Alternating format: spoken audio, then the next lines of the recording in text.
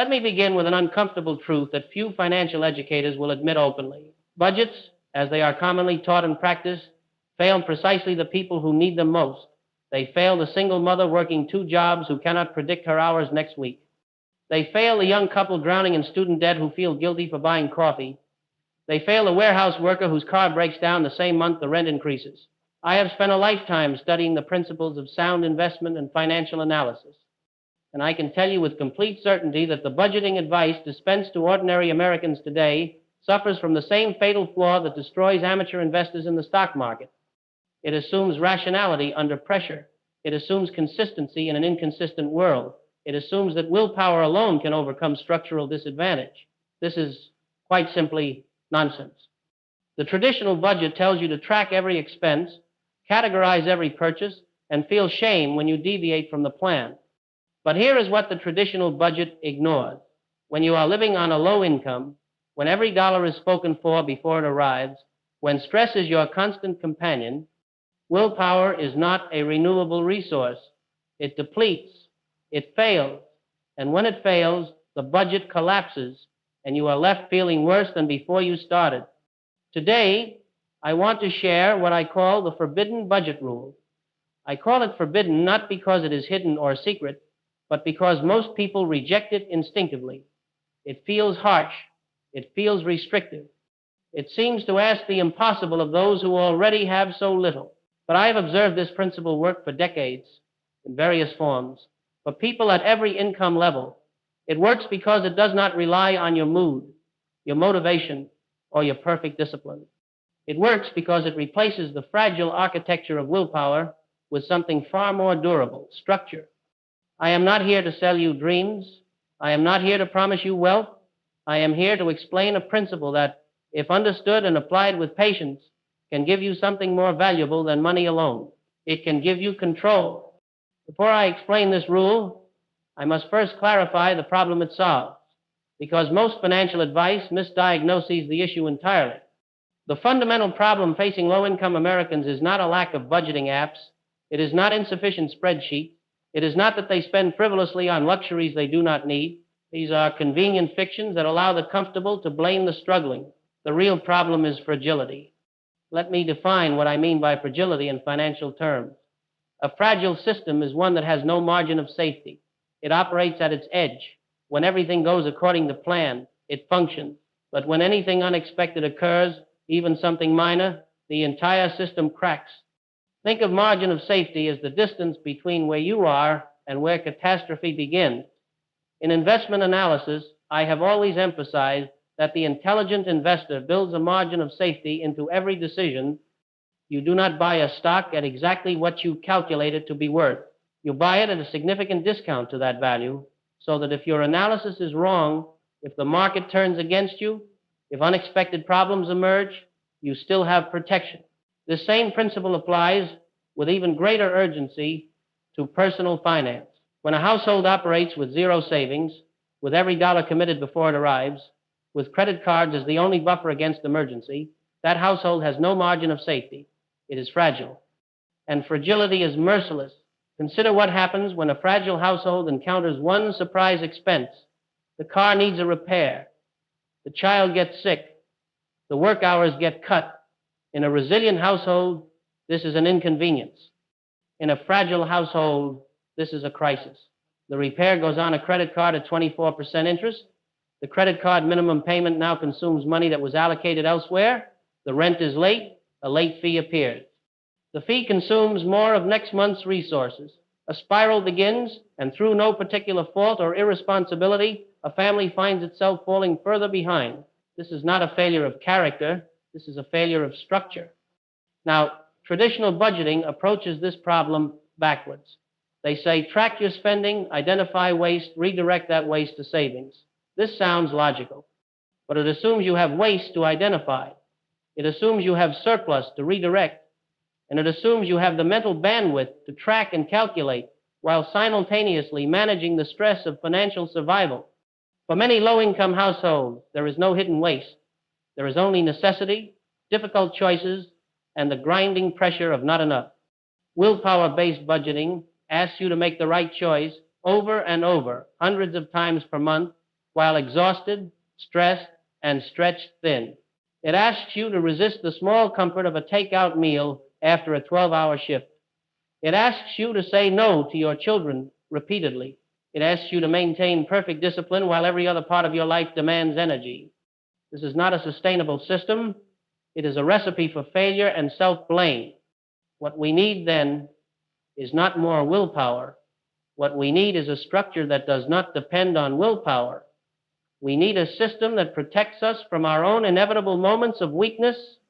We need a mechanical process that operates consistently regardless of how we feel on any given day. We need, in short, to build margin of safety into the way we handle money itself. Here is the rule, stated plainly. Capture capital first, live on the remainder. Before you pay any bill, before you buy any groceries, before you make any decision about your money, you set aside a fixed portion for yourself. This portion is your capital. It is not for emergencies yet. It is not for investment yet. It is simply yours, removed from circulation, protected from the demands of daily life. Then and only then do you live on what remains. I call this the forbidden rule because almost everyone who hears it initially rejects it. They say, "You do not understand my situation. Every dollar I earn is already committed. I cannot set aside money that I need for rent. I cannot save when I am choosing between groceries and gas." I hear this objection, and I do not dismiss it. The struggle is real. The constraints are real. But I ask you to consider this. The rule does not specify an amount. It specifies a sequence. The forbidden quality of this rule is not that it demands large sacrifices. It is that it demands any sacrifice. Immediately, before you address any other need, it forces you to confront a truth that is psychologically uncomfortable. If you wait until the end of the month to save whatever is left over, there will never be anything left over. Your future self will always lose to your present needs if you give present needs first access to your resources. This is not a moral judgment. This is a structural reality. When money is available, it finds uses. Bills arrive. Needs emerge. Small purchases accumulate. By the end of the month, the money has been absorbed, not because you were irresponsible, but because that is simply what happens to available money. The forbidden rule inverts this flow. It takes your future self and moves that self to the front of the line. Now, let me be very clear about what makes this work, because it is not the rule itself that creates change. It is the mechanism behind the rule. Discipline through structure, not discipline through effort. You do not save by deciding each paycheck whether you can afford to save. You save by automating the process so that the decision is removed entirely. The money moves before you see it. The money moves before you can spend it. The money moves regardless of whether you had a good week or a hard week. This is the essence of what makes the rule effective. It turns a constant struggle into a single set-up decision. You wrestle with the discomfort once when you establish the system. After that, the system operates without requiring your daily willpower. And here is what I want you to understand about amounts. Small numbers matter. I am not asking you to set aside 20% of your income. I am not asking you to perform impossible feats of sacrifice. I am asking you to begin somewhere, anywhere, with an amount you can sustain. $5 per paycheck, $10, whatever you can absorb without crisis. The number will grow over time. Your capacity will increase as your stability increases, but the number today is less important than the existence of the number. Having anything set aside begins to change how you relate to money. It begins to build a margin of safety that transforms a fragile household into a resilient one. Consistency matters more than quantity. A person who saves $5 every single week for a year has built something. They have proven to themselves that they can accumulate capital. They have created a small buffer against disaster. They have begun the practice that, over time, grows into genuine financial stability. A person who saves $50 once and then abandons the effort has built nothing. This is the forbidden rule. It is uncomfortable because it is immediate.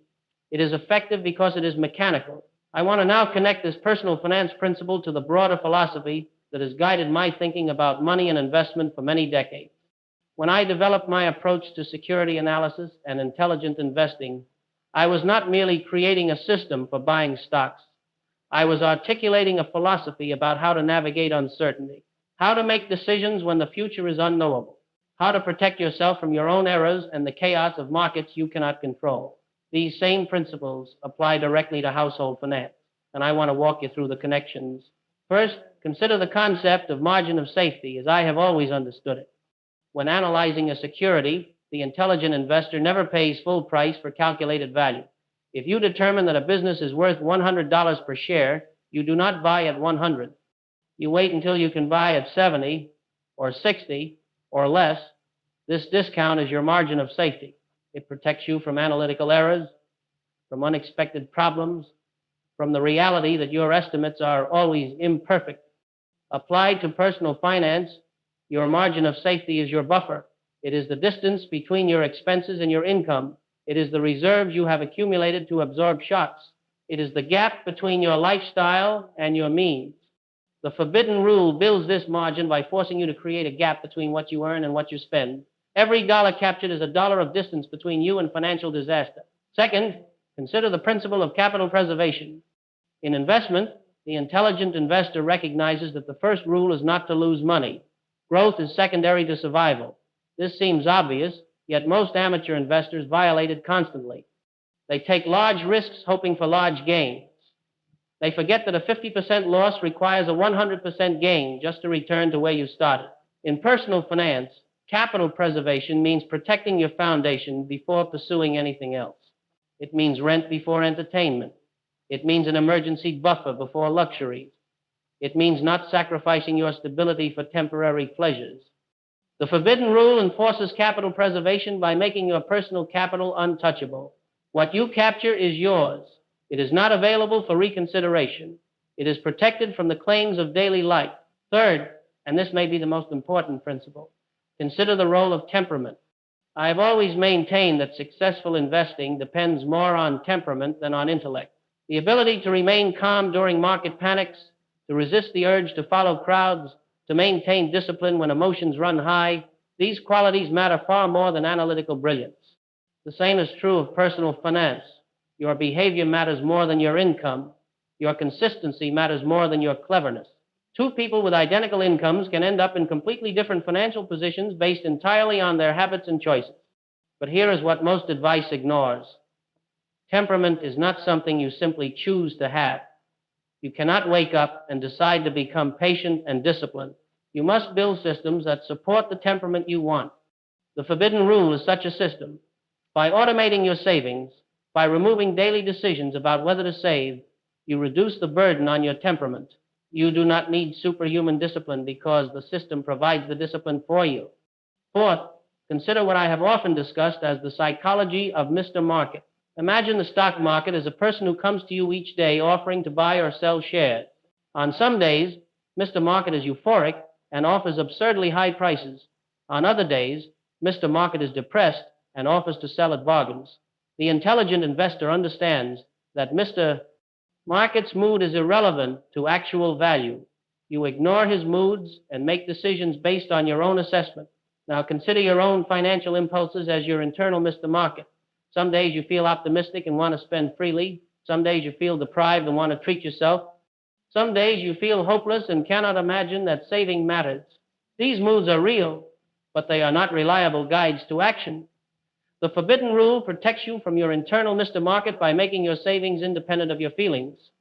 The automatic transfer occurs whether you feel motivated or discouraged, whether you feel rich or poor, whether you feel like saving or spending. You stop negotiating with yourself because the negotiation is already concluded. Fifth, consider the defensive approach to investing. I have always distinguished between the defensive investor and the enterprising investor. The defensive investor does not seek exceptional returns through exceptional effort. Instead, the defensive investor seeks adequate returns through simple, low-cost, diversified methods. The defensive investor accepts that being average is acceptable if average is achieved consistently and safely. The defensive approach to household finance follows the same logic. You do not need a complex budget with dozens of categories. You do not need elaborate tracking systems. You need simple rules that you can follow without extraordinary effort. Pay yourself first, automate the transfer, spend what remains, review occasionally. This is a defensive personal finance strategy. It does not promise to optimize every dollar. It promises to create a sustainable system that works over time.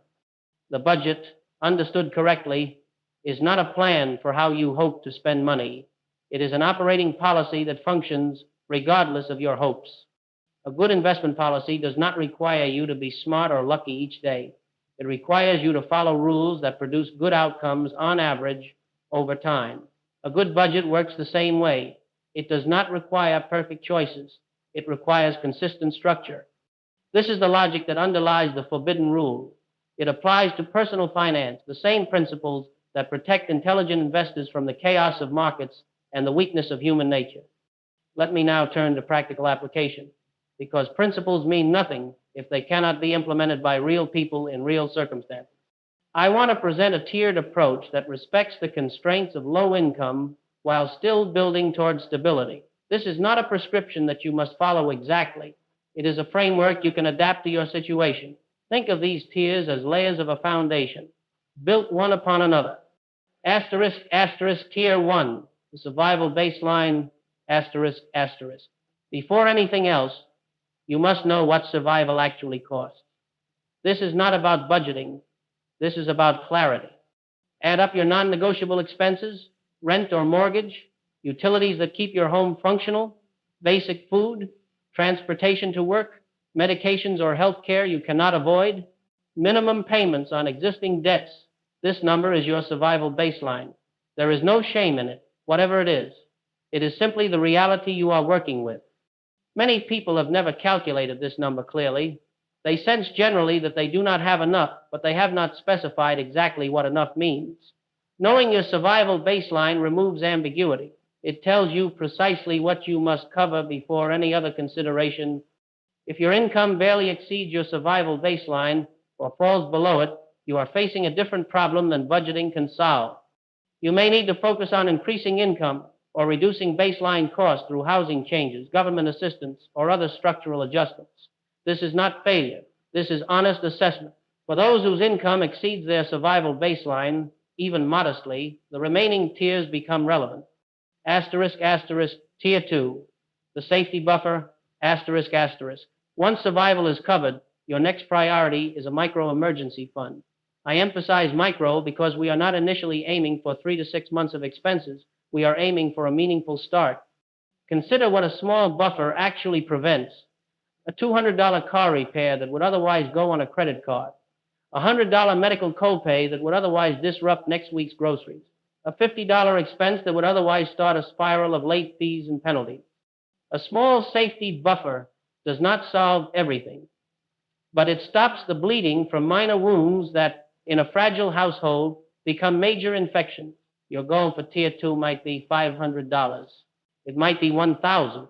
The specific number depends on your circumstances. What matters is that you begin building it immediately, using the forbidden rule. Capture a small amount from each paycheck. Let it accumulate. Do not touch it for anything other than genuine emergencies, true surprises you could not anticipate, not predictable expenses you forgot to plan for. This buffer is your first real margin of safety. Protect it. Asterisk, asterisk, tier three, debt control, asterisk, asterisk. Once you have even a minimal buffer, you can turn attention to what I would call toxic debt, debt that actively works against you. Credit card balances at high interest rates fall into this category. Payday loans, if you have them, are even worse. These debts compound against you, draining resources that could otherwise build your stability. I do not advocate aggressive debt repayment at the expense of your safety buffer. A person with zero savings who pays aggressively toward debt is still fragile. One emergency puts them right back into debt, often at worse terms. Instead, I suggest a balanced approach. Maintain your minimum safety buffer. Continue capturing capital each paycheck. Use whatever additional margin you have to attack the highest interest debt first. This is slow work. It requires patience. But each dollar of high interest debt eliminated is a permanent reduction in the drain on your resources. Let me offer a simple numeric illustration. Suppose you carry a $500 credit card balance at 24% interest. If you pay only the minimum, you might pay over $200 in interest before the balance is cleared. Those $200 represent months of what you could have captured for yourself, instead flowing to a credit card company. Eliminating toxic debt is capital preservation in action. Asterisk, asterisk. Tier 4, automatic investing. Asterisk, asterisk. Once you have a minimal buffer and have begun addressing toxic debt, you are ready for the final tier, building genuine capital through investment. I emphasize automatic because the forbidden rule must extend to investing. You do not invest when you feel like it. You do not invest when the market seems favorable. You invest the same amount on the same schedule, regardless of conditions. For most low-income households, this means small, steady contributions to a simple, diversified, low-cost investment. An index fund that tracks the broad market is appropriate for most people. The specific vehicle matters less than the consistency. Consider this illustration. Suppose you invest $25 per month, roughly $6 per week. In a year, you have contributed $300. In 10 years, $3,000. These are not life-changing sums by themselves, but they represent something far more valuable than their dollar amount. They represent proof. Proof that you can accumulate capital. Proof that the system works. Proof that you are no longer merely surviving, but beginning to build. And here is what the numbers can become over 20 or 30 years, not through any guarantee or market prediction, but through the simple mathematics of consistent contribution, a meaningful sum that provides options you did not have before. I want to share a brief story that illustrates this progression. There was a man, a warehouse worker, earning modest wages in a city where rent consumed nearly half his income. He had tried budgeting apps and spreadsheets. They always failed within weeks. He felt that saving was something other people could do, people with higher salaries and fewer bills. He learned about the forbidden rule and decided to test it with a small amount, $15 per paycheck.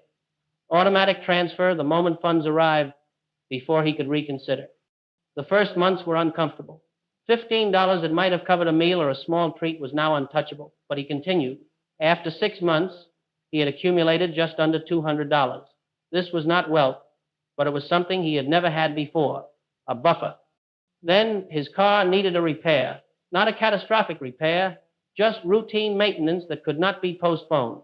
In previous years, this would have meant a credit card charge, interest payments, stress. This time, he paid cash from his buffer. He felt something he had not expected, control. He rebuilt the buffer. He increased the capture amount slightly. He began paying extra on his credit card. Within 2 years, the credit card was eliminated. Within 3, he had opened a simple investment account. The numbers were never large, but the fragility was gone. I want to provide a concrete path for anyone who wishes to implement this system, a 30-day reset that establishes the foundation, asterisk, asterisk, week 1.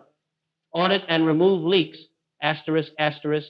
Your first task is to examine where your money actually goes, not where you think it goes, not where you wish it went, where it actually flows. Review your bank statements and credit card charges from the past month. Look for subscriptions you forgot you had. Look for small recurring charges that provide little value. Look for patterns of impulse spending, purchases made not from need, but from emotion or convenience. I do not ask you to eliminate all comfort from your life. That is neither possible nor desirable. But I ask you to be honest about leaks, money that escapes without providing corresponding value. Many people discover that $20, $30, even $50 per month flows to forgotten subscriptions, unused memberships, or automatic renewals they no longer need. This is money you can reclaim. During this week, cancel what you do not truly use. Reduce what can be reduced. Free up whatever margin exists. Asterisk, asterisk, week 2, automate, pay yourself. First, asterisk, asterisk. Once you have created whatever margin is possible, establish your automatic capture. Choose an amount that is sustainable. This is crucial. Do not choose an aggressive amount that will cause you to disable the automation within weeks. Choose an amount that you can absorb without crisis, even if it feels small, even if it seems insignificant. Set up an automatic transfer from your checking account to a savings account scheduled for the day your paycheck arrives. If possible, use a separate bank or account that is not easily accessible. The harder it is to access this money impulsively, the more protected it becomes. This automation is the heart of the forbidden rule.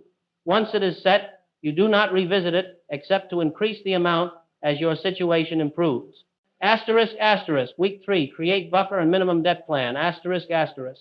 With your automatic capture in place, focus this week on direction. Define your buffer goal, a specific number you are working toward.